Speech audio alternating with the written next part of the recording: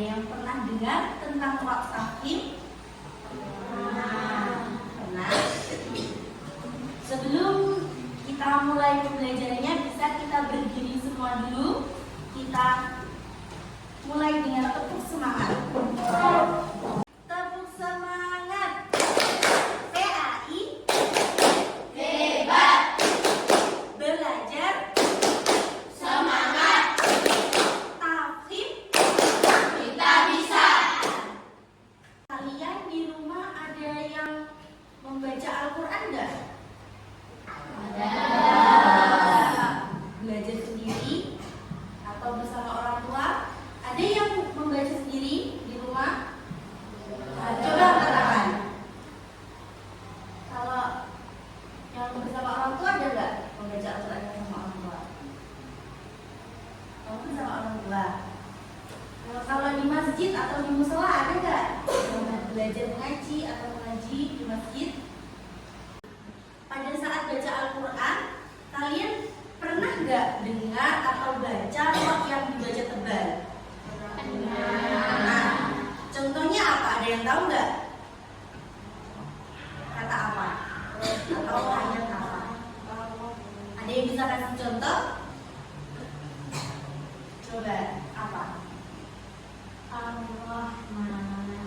Ar-Rahman. Itu kalau teman-teman dengar, roknya itu dibaca tebal apa tipis? Tebal. Baca tebal. Oke. Nah, yang dicontohkan Nak Yunda tadi sudah benar ya, Ar-Rahman. Roknya itu dibaca tebal atau tafkhim. Nah, sebelum Ibu mulai, Ibu ingin memberikan sebuah tes kecil. Ini bukan ulangan ya, cuma tes sederhana. Ini kalian kerjakan sebisanya.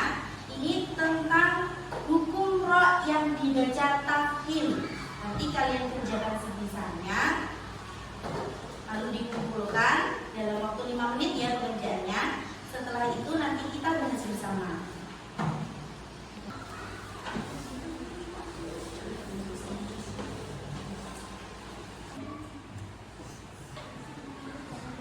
Ya, langsung dikerjakan, waktunya 5 menit ya.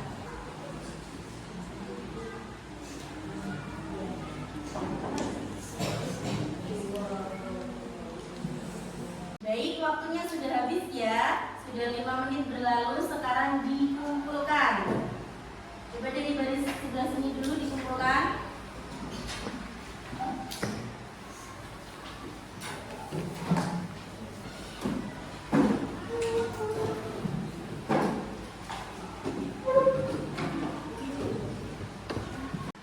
Setelah menjawab soal pada lembaran tadi, apakah sudah bisa semua? Apakah semuanya sudah bisa menjawab? Soal nomor berapa yang bingung? Masih bingung, Bu. Pada saat tafkhim apa saja? Setelah apa saja? Ada pertanyaan lain? Saya Bu menanya Ya. tadi di pertanyaan ada huruf istilah. Huruf istilah itu huruf apa? Huruf apa? Apa saja? Tadi untuk Yunda bertanya, rok tafkhim atau rok yang dibaca tebal itu di mana saja ya? Bacanya itu pas apa saja ya? Ada yang bisa menjawab?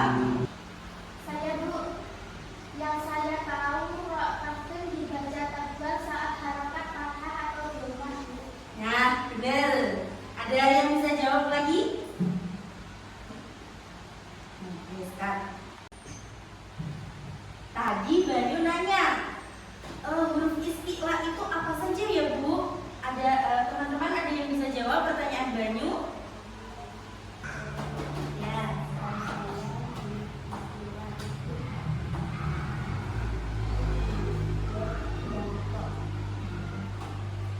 Apakah cuma huruf itu saja?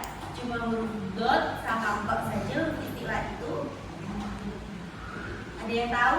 Sekarang ayo kita bahas tentang hukum bacaan rok tafkhim. Tadi Zahra bilang rok tafkhim atau rok yang dibaca tebal itu rok yang berharokat dhammah atau fathah, Bu.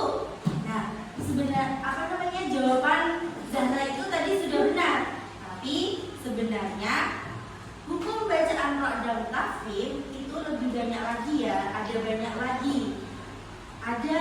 7 syarat-syarat kenapa ro itu bisa dibaca tebal atau dibaca tafkhim. Sebelum itu kalian harus tahu dulu ro tafkhim itu apa sih? Ro tafkhim atau ro mufakhamah yaitu ro dalam ayat-ayat dalam Al-Quran itu dibaca tebal. Ro-nya itu jadi cara membacanya tebal, nggak boleh tipis. Ro tafkhim tadi apa namanya? Ro yang dibaca ro-nya harus dibaca boleh nggak dibaca tipis? Ya, boleh. Nah, syarat-syaratnya ro harus dibaca tebal itu ada berapa? 7. Dibaca 7. Dibaca 7. Syarat-syaratnya ada berapa? 7. Syarat yang pertama, coba Alkis dibaca syarat yang pertama apa? Huruf ro-nya berharokat fathah. Di situ contohnya surah apa? Surah Asy-Syar ayat 8. Coba dibaca bersama. Ayatnya bagaimana itu bacanya?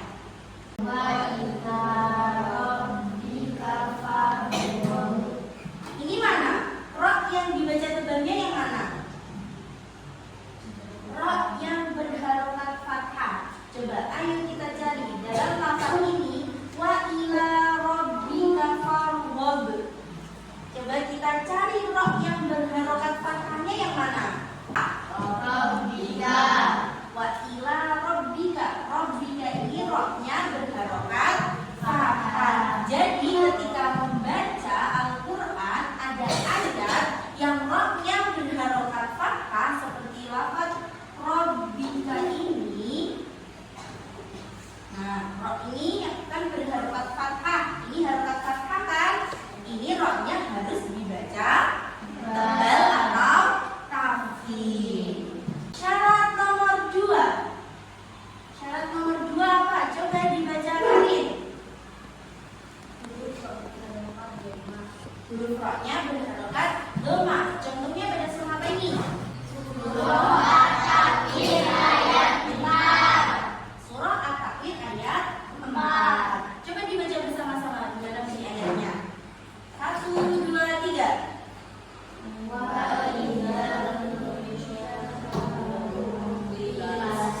Wa idzal 'isyaru 'uddilat.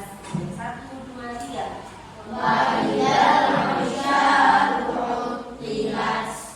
Syarat yang nomor 2, huruf ro-nya ini harus berharokat dhamma.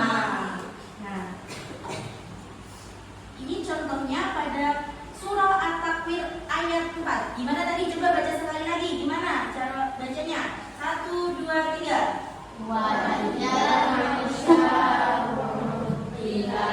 Yuk kita cari ro yang berharokat dhamma.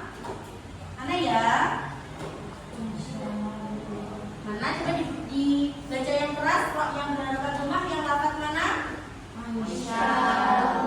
Al-Ainsyaru. Nah, mana ro yang berharokat dhammanya? Nih. Ro berharokat dhamma. Jadi ketika membaca Al-Quran ada ayat yang mana di situ ada ro berharokat dhamma. Jadi cara bacanya bagaimana?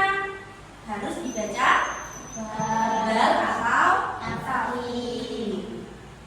Syarat nomor 3. Dibaca Yunda. Huruf ro berharokat sukun atau berhenti karena waqaf yang sebelumnya sudah bunyi tidak fathah atau dhamma. Contohnya ini ada pada surah An-Nazi'at ayat 31 dan surah Al-Qamar ayat 17. Contohnya ini pada surah An-Nazi'at ayat 31. Fakharaja minha ma'aha wa mar'aha. Dan pada surah Al-Qamar ayat 17. Walaqad yassarnal Qur'ana lidzikri fahal min mudzakir. Syarat yang nomor 3, huruf ro-nya ini harus berharokat sukun. Jadi ini sekarang tadi kan ro-nya berharokat fathah sama berharokat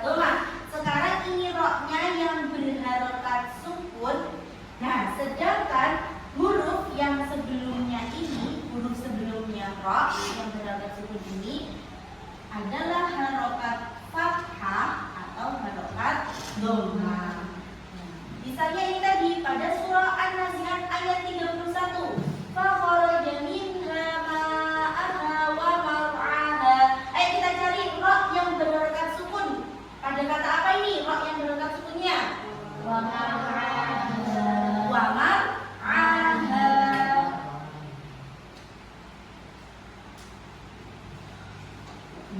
Ini ada ra yang berharakat sukun, sebelumnya ada harakat fathah. Nah, makanya ra-nya ini ketika membacanya harus dibaca tebal atau namanya tafkhim. Coba kalau kita cari di surah Al-Qamarnya, walaqad yassarnal qur'ana lidzikri fahal min mudzakir. Ayo kita cari ra yang berharakat sukunnya. Pada lafaz apa?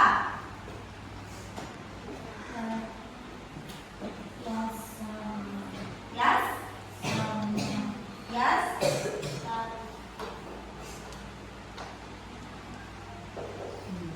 Ini ra-nya berharakat sukun kan?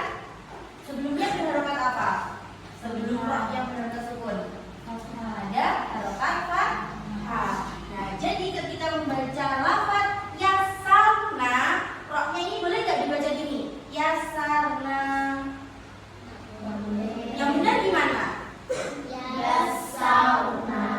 Apakah ketika membaca yasarna itu tidak tebal? Yasarna itu sudah tebal belum?